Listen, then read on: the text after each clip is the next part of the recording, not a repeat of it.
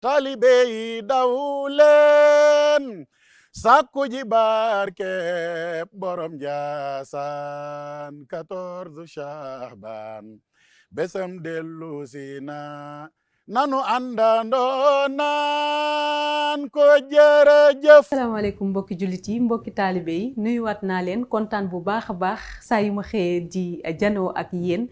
fas yéene waxtaan ak yéen ci li nga xamante ne moom mooy dégtal ci ñi nga xamante ne ñoom ñooy xalifa borom Ndiassane yi tey nag ñu war a waxtaanee juróomeelu xalifa borom Ndiassane di Cheikh Bou Kounta. kan mooy Cheikh Bou Kounta? Cheikh Bou Kounta di caatu borom Ndiassane mu ngi gënee àddina foofee sax ca dëkk bu tedd googee ci atub 1914 waajuram bu góor di wuyoo ci turu soxna Koddu Diène moom moomee Cheikh Bou Kounta mu ngi gënee àddina jamono ja nga xamante ne waajuram bu góor dëddu na àdduna moom moomee mu mel ni rek gisul ki nga xamante ne mooy waajuram bu góor di Cheikh Bou Mouhamed waaye nag ay magam daal di koy tette teg ko ci yoon bu baax comme ni ko waajuram bu góor santaane woon ba mu amee juróom-ñaari at nag ñu daal di koy yóbbu ca gànnaax mu daal di jàng alxuraan nekk fa nag ba mokkal fa alxuraan daal di dellu siwaat fi nga xamante ne moom mooy Ndiassane ñu daal di teewlu ki nga xamante ne moom mooy Serigne Hamza Kounta moom lañ ci àndaloon mu daal di ñuy digtal ana kan mooy Baye Bou. barakallahu mu mel ni Cheikh Bou Mouhamed Kounta gën a siiwee ci Baye Bou mi ngi gane àddina en 1914 fi nga xam ne moom mooy Ndiassane ci diggante ñaari góor yu tedd yu sell muy Cheikh Bou Mouhamed Kounta mi nga xam ni moom mooy boroom nisfu Shaaban nga xam ni moo sañc Ndiassane ci nim ko sañce taxaw fi taxawaayu diine waaye la ko waxkat ba ni woon sañc na Ndiassane bil ilmi wa taqwa wal irfaani fa tabarakallahu mu sañc Ndiassane ci xam-xam ci ragal yàlla ak ci xamle borom bi waaye ci liggéey ak jëf ak jariñu Cheikh Bou Mouhamed Kounta mi ñu war waxtaanee di Baye Bou nekk nag caatam ba mu gënee àddina nag ci ginnaaw woy juram ñi wax ni ñaari weer ñi wax ni ñetti weer ala kullin ginnaaw woy juram Cheikh Bou Mouhamed Kounta la gane àddina ñu tuddee ko nag waaye ñaari magam ñoo ko tette ñoo ko yar ki ci jiitu mooy Cheikh Albekaay ki ci topp mooy Cheikh Sidi Lamine Bou nga xam ni Cheikh Bou Mouhamed Kounta Baye Bou doon na wax ni su ma fi jógee di ngeen bëgg a xam kan mooy Sidi Lamine waaye dina jafe ngir ni mu ko jegee woon ak ni mu ko tettee woon ak ni mu ko yaree woon bi mu fi demee nag ba am bi mu demee ba am juróom-ñaari at moom Cheikh Bou Mouhamed Kounta ci la dem nag jàngi gànnaar ca Mauritanie ni nga xam ni noom la ay magam yëpp jàngee ca gànnaar xam-xam nekk fa ak diir ba mokkal fa alquranul karim loolu mi ngi dëppoo année 1921 diggante 1921 ba 1922 moom ak magam bu ñuy wax Sid Abdallah ñoo waroon a ànd waaye ci diggante Tiwaawan ak Ndiassane la doon dox jaan matt ko ci la ko yàlla suñu borom jëlee ci lañ ko waajal Cheikh Sidi Lamine am ndigalu way juram soxna Koddu Diène ñu daal di koy yóbbu mu daal di jàngi foofu gànnaar bi mu demee tam ci lu matul at ak genn wàll ci la mokkal alquranul karim ba daan nañ ko wax ni moom kaana mushafan yamshi fawqa al ard mooy kaamil la woon boo xam ne daf doon dox ci kaw suuf c'était le Coran personnifié ci dundam nag loolu nga ciy gis ci buñ ci duggee ci biir dinañ ko gën a gis nga xam ne alquran rek la doon dund alquran rek la doon jàng alquran rek la doon jàngale mi ngi ko mokkal nag booba juróom-ñaari at la am ki ko jàngal bokk na ci ku ñuy wax Cheikh Sidi Mouhamed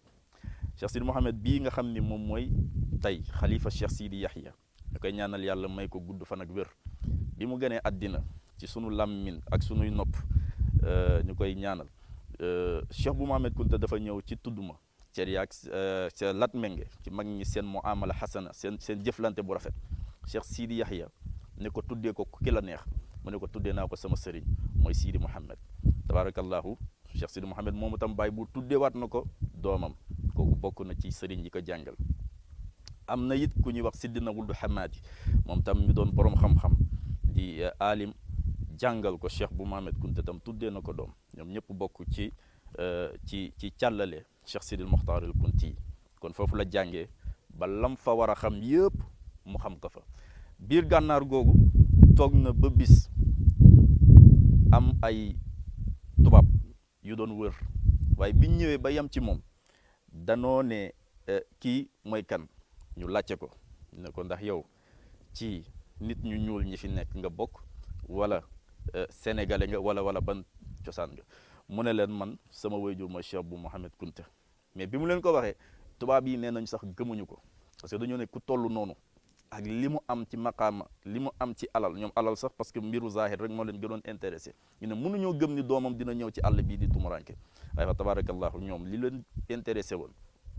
mooy dëddu li nga xam ne moom mooy luxe li nga xam ni moom mooy adduna beeg neex-neexam waaye dem gëgmal sunu borom subhanahu wa taala.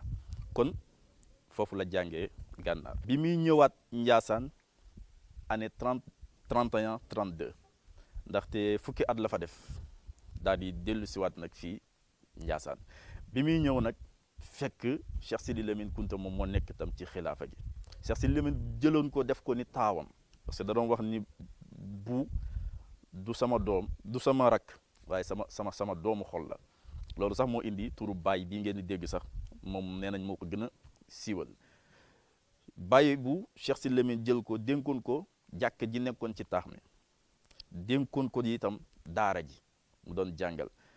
jàngale. am na ci sunu benn bàjjan mooy soxna Mbarka bu Cheikh Albekaay dana wax ni ñoom baay bu moom moo leen jàngal alquran waaye itam ku ci taroon la ci nan lay fexe ba alquran dugg ci sa biir dënn. di ko jaajëfal bu baax a baax moom Serigne Hamza Kunta ci leeral yooyu mu ñu doon leeral ci ki nga xamante ne moom mooy baay bu di juróomeelu xalifa borom Ndiassane waaye itam di caatam moom moomee baay bu. dañuy wëyal waxtaan gi gannaaw ba mu demee ca gànnaar daal di jàngi alxuraan mu daal di fay yàgg waaye ba mu ñibbisee nag mokkal ko lool wëyal liggéey bi nga xamante ne moom la waajuram santaane woon daal di koy dénk ña nga xamante ne ñooy ay magam ñu def ko ci moom baay bu ba mu ñëwee nag ci dëkk bu tedd googu di Njaasaan waaye nag daal di rek tàmbali di dem ci dëkk yeeg dëkkaat yi bokk na nag foofee ca Mali nga xamante ne faraloon na di fa dem bu baax a baax amoon fa ay taalibe yu ko nawoon bëggoon ko gannaaw moom nga xamante ne mooy baay bu bëgg ga mu bëggoon ak fonk ga mu fonkoon ñi nga xamante ne ñooy taalibeem waral ñuy ñëw di gàmmu si Njaasaan fees fidèle waaye itam li nga xamante ne mooy guddik barke gii ñu jëm doy na firnde ci taalibe malien yooyu nga xamante ne dañuy teew bu baax a baax ci dëkk bu tedd googu. yeneen tukki bi mu def te mu gën a siiw Saalum la woon lu jiitu mu koy sanc nag doon na fa dem di ziyaar di ñëw Saalum waaye tukki bi mu njëkk a def ginnaaw bi mu jugee Saalum en 1952 Mali la dem foofu moom la Cheikh bu di ko way sax naan boo demee Sonong Koroba waa Mali nga naan waaw di ko fa lañ ko tuddee tam buuduru si ndax dafa ñëw rek jaaxal leen ci alquranul karim ba mu demee tam nee nañ bi muy ñëw ci at moomu indi na lu toll ci 700 taalibe ndax lan fekk na ca am loo xam ni nekkoon nañ ca mu ñëw wan leen baatin wan leen xaqiqa li alquran naan jaa al xaqu wa zahaqa al baatilu inna al baatila kaana zahuqan kon tukkeem bi gën a siiw mooy tukkeem boobu mu demoon Mali moom nettali na kenn ci njabootam ku ñuy wax Serigne Sidi Abdallah mooy nit ci li mu fàttaliku bi mu duggee biir Mali tabax na fa fukki jullikaay ak ñaar mooy fukki jàkk ak ñaar ndax boobu tabax jàkk bokkul ak sunu tabax yii nii tey waaye lu toll ci loolu ci ay jàkk tabax na ko foofu noonu mooy Mali. ginnaaw Mali itam tukki na Irak tukki na France tukki na Algérie loolu en 1992 la boobu mi ngi woon ci xilaafa gi dem na it Makkatal Mukarram comme ni mu waree defee ajam dem na fa ñetti yoon moom Cheikh bu Mouhamed Kunta kon loolu bokk na ci ay tukkeem fa tabarakallah li ñu mën a tënk ci xilaafaam bokk na ci shura mooy concertation mooy balaa ñoo jëfe mbir mi nañ ko waxtaanee ba pare moom bi mu ñëwee toog xilaafa en 1987 bi ñu jugee ci ñaanal sunu maam Cheikh Sidi Yahya ba jaan gi weesu ñeent fukki guddi yi weesu dafa woote mboole koo xam ni rek Cheikh Bounama Kunta meññi na la mu woo la ci benn réunion ñoom ñëpp ñu daje keroog porte-parole du jour Serigne Alaaji Mambu Mamadou moom moo ko nekkoon mag ñëpp a ngi fa woon Serigne Bou Bégaay Serigne Abdou Bégaay Serigne Mambu mu sëñ Sidi xam mag yi Njaasaan yëpp daal ak njabootam ñoom Cheikh Sidi Mokhtar ñëpp a ngi fa woon muy benn mu woote waat beneen woote boo xam ni góor gi bu Mbaay la ko santoon mboole koo xam ni rek taalibe nga mu woo la woote bu njëkk ba képp ku ca newoon kunta nga sant wala ay dara beneen woote ba amul kunta amul ay dara taalibe yi rek la sekkaloon jotaay boobu noonu mu ne leen nag damaa jiitu ci seen kanam waaye taxuma gën leen la Aboubacarin Sadiq waxoon ni xilaafa gi wàcc na sama kaw muy dogal sunu borom mais du caagin ni dama leen a gën dama leen a jiite rek kon lépp lu koy jagal maa ngi leen ci ubbil sama buntu di leen ci déglu waaye bu jagee xam leen ni nag yéen la waaye bu échecgee nag xam leen ni yéen la ndax man ñaar yi moo ma fi nekkal Cheikh Bou Kounta bu ko kenn laal diine ji bu ko kenn laal leneen li ci des nag muy mbiru àdduna bàyyi naa ko ci seen loxo. beneen bi ci des mooy ku organiser woon la itam ndax wàllu porte parole bokk na ci ñu ko gën a valoriser ci ñun li ñu fekke te ñu nettali ñu ko amoon na jaar na ci loxoom ku mel ni Serigne Ahmed Bachir mu defoon ko porte parole li ko jiitu itam defoon na porte parole ku ñuy wax Mambu Diop defoon na porte parole Serigne Abdourahmane Kounta mu sëñ Mahamad Bouna itam porte parole waaye ci mujjantalu dundam lépp nag Mouhidine Ahmed Bachir moom moo yore woon kàddoom ci wàllu organisation bi itam la Cheikh Sidi Yaxya organisé woon fédération bi loolu la ñu jël rek daal di koy wéyalee wut tam ay représentants waaye doon def ay tournée nag dem di nemmeeku ji taalibe yi ci daje boobu mu defoon ak mbokk taalibe yi mu ne leen man may taalibe Cheikh Bou Kounta bu njëkk loolu na ngeen ko xam ba ñu may itam bokk ak lekk wala naan sama mbokk taalibe yi ndax man may premier taalibe Cheikh Bou Mouhamed Kounta kon xam nañ ne ku organiser woon xilaafaam la ku wàccee woon boppam la ci diggante njaboot gi ko yàlla séddee woon mu njabootu ruuxam ak njabootu maanaam ak njabootu deretam tabaarakallahu waaye itam ku bàyyi woon xel ñi nga xam ne mooy mbokku taalibe yi la bu baax a baax a baax tabaarakallah ci ndaw ñi importance bi mu leen joxoon ak gis-gis bi mu amee woon ci ñoom moom daf doon wax ni xilaafaam ndaw ñi ci la am yaakaar ndax tabaarakallahu boo xooloon sax ñi ëppoon ci ñi ko wëroon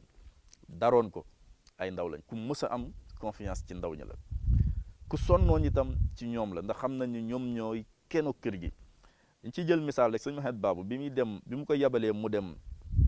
Sédhiou daf ko ne mag ñi am nga leen ba pare kon ñooñu ittee la tuma li ma amal ittee mooy liggéeyal ci ndaw ñi képp ku mu mës a yabal bërëb itam loolu la lay wax na ko Cheikh Papa Kanté bi mu ko yabalee mu dem fi nga xam ne fa la nekk tey di Pikine ginnaaw raay mu ne ko sa yitte yëpp na jëm ci ndaw ñi bi nga xam ni itam moom moo ci gën a récent mooy digganteem ak mouvement des jeunes cadres di jamaa bi ñu ñëwee tey daf ni woon bi ñëwee wax ko yitte ji nga xam ne moo leen tax a jóg mu ne su fekkoon ni moom mi ngi doon ndaw moom mooy doon ki nga xam ne mooy jiitu takk ndiggam ñu ànd liggéey ndax li espoir bi mu am ci jeunesse bi tabaarakallaahu mu jóge fa daan ne moom mooy premier membre ci jamaa bi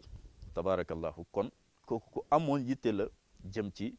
ndaw ñi moo tax nag mu ubbi woon nag bourse d'études yi ndaw ñi nañ dem jàngi moo tax itam mu ubbi woon école yi ne ndaw ñi nañ dem jàngi waaye bu ñu fa jógee nañ liggéey wax na ko ñaari doomam bi ñu ñëwee jóge Mauritanie ñëw mu ne leen nag fii may seen baay may toog ci xilaafa Cheikh Bou Mouhamed Kounta waaye li ma fi am bu leen ko gis takk leen seen digg ngeen dem liggéey mu yabal leen Jurbel ñooñu bi seen waajur di génn àddina 2006 fekk na ñoom ña nga Jurbel di daan seen doole kon tabarakallahu ku amoon yaakaar ci ndaw ñi la waaye ñaari yitte daal la la doon bàyyiloo xel musul nangu sax ndaw lu yor kurus di si karak yu mel noonu daf ni boo koy def bàyyil ba liggéey ba jàng ba pare kon tabarakallahu ku amoon yitte la jëm ci ndaw ñi waaye li ko gënoon a intéressé mooy jàng ak liggéey fa tabarakallah mu bëggoon ndaw yi bëggoon ña nga xamante ne ñooy taalibe yi moom Baye Bou gannaaw rek ba mu toogee ci xilaafa gi lu toll ci fukki at ak ñeent mu daal di fi liggéey lu ama am solo daal di koy def ca Njaasaan ca baax ñi fa nga xamante ne mooy Rufisque waaye Ndaayaan dëkk yépp mën naa wax ne ki nga xamante ne mooy Baye Bou liggéey na fa liggéey gu am solo gën a ñaaxaat ñi nga xamante ne ñooy taalibe gi ñu gën a fonk li nga xamante ne mooy axlul kuntiyu ki nga xamante ne nag mooy Baye Bou liggéey na liggéey gu ama am solo googee gannaaw ba mu toogee ci xilaafa gi noonee la ko daan defee ba atub 2006 mu daal di rek dëddu àdduna mu nekkoon ab tiis ci ñi nga xamante ne mooy njaboot gi waaye nekkoon ab tiis ci àdduna gi yépp rawatina ñi nga xamante ne ñooy taalibe yi. macha allah bi nga xam ni nag yàlla def na mu toog ci xilaafa gi 19 ans 19 ans nga xam ne mooy bismillahi rahmaani rahim mu toog ba ñu gàmmu Njaasaan keroog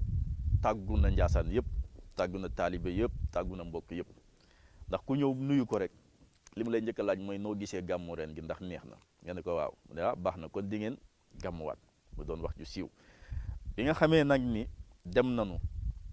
ba gàmmu ba lépp weesu ci la ko yaram bi nag gën a yëngal waaye balaa moo dem tàggu na mboole ñu waroon a tàggu ndax bisu talaata la fi bàyyi ko dem hôpital mi ngi nekkoon hôpital principal balaa muy dem itam wax na ni yéen a ngi sonn ci yóbbu ma waaye du ma fi dellu siwaat ak bakkan ndax àpp bi mat na beneen bi ci des itam maa ngi jaajëfal yéen ñi nga xam ni yàgg ngeen di sonn ci man du ngeen ko réccu wax ci loo xam ne mën nañ koo wax ci kaw ak loo xam ni sax kenn mënu ko wax ci kaw bi muy dem di génn Njaasaan ci sutura si ko yàlla defal ba muy toll ci buntu kër gi ci la courant bi coupé coupure bi noonu la ko topp ba ni muy àggee fi nga xam ne mooy Thiès ci biir oto bi wax na ñenn ci ni mu nekkaloon ci biir oto bi Serigne Abidine ci la bokk mu ne ko sama lalu aljana de mi ngi nee ma jàkkaar lool jàpp ni feebar bi moom moo ko yëngal mu nekk fa talaata boobu àllarba alxamis aljuma juróomeelu fan ba mooy samedi tombeeg ak le 26 avril bis boobu nag ci la génn àddina moom Cheikh Bou Mouhamed Kounta mu nekkoon nag bis boo xam ni bis bu diis la woon comme ni nga xam ni noonu la ko Cheikh Sidiya waxee ni keroog dafa mel ni bomb la ñu dóor ci xol yi ndax Cheikh Bou Mouhamed Kounta génn àddina mi ngi génn àddina ci âge 92 ans nekkoon nag koo xam ni bi muy génn àddina moo nekkoon doyen des xalif yàlla dimbale woon ko nag mu taxawoon taxawaay woo xam ni keroog ku ñëw ci dëjëm ba xam nga ni kilifa dëgg ki nga xam ni wutu woon na li maam yi ak baay yi taw woon ba mu mat sëkk keroog bis la woon boo xam ni bu diis la woon ci umma islam bi yëpp ndax toogeewu fi woon toogaayu kilifa tariqa waaye kilifa diine la fi toogeewu fi woon toogaayu maam waaye toogaayu baay la fi toogee woon moo tax dafa nekkoon baayu ñëpp wala tam moom moo law fa tabarakallahu koo wax rek baay la lay wax mooy baay boobu kon ci loolu la dund ci loolu la dundaloon ndax dafa redynamiser woon li nga xam ne moom mooy tariqa al qadr tey cheikh yi bari nga xamoon leen wala nga xam leen ba léegi gis leen pour dundaloon tariqa bi moom moo taxoon mu def ko moo tax keroog bi mu génnee àddina askan wi yëpp a ko yëg diine gépp itam ñoom ñoo ko yëgandoo mu doon Cheikh Bou Mouhamed Kounta bisu génnam àddinaam doonoon samedi tombé woon le 26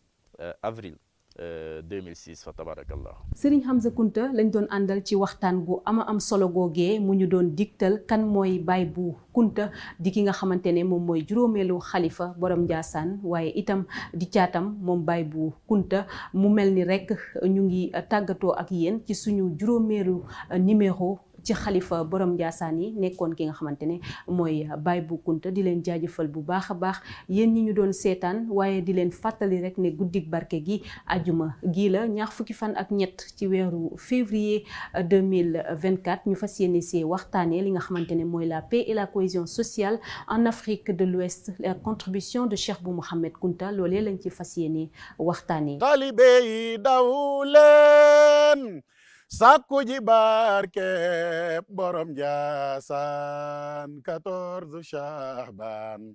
besam dellu si na